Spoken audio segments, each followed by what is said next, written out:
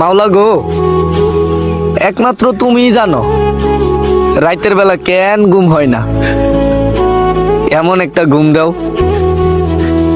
যেই ঘুমের নাই কোনো সকাল।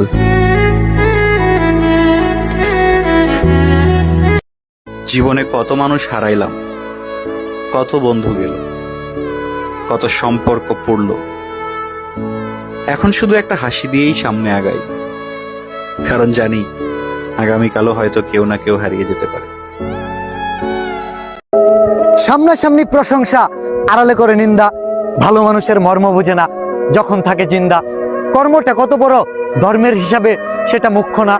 সুবিধাবাদীদের কাছ থেকে পাওয়া সম্মানটুকু ততটা সূক্ষ্ম না। বটবৃক্ষের নিচেও আশ্রয় নিত না যদি পথিকের ক্লান্তি দূর না হতো। আমাদেরও কেউ মনে রাখতো না যদি আমাদের প্রয়োজন না হতো।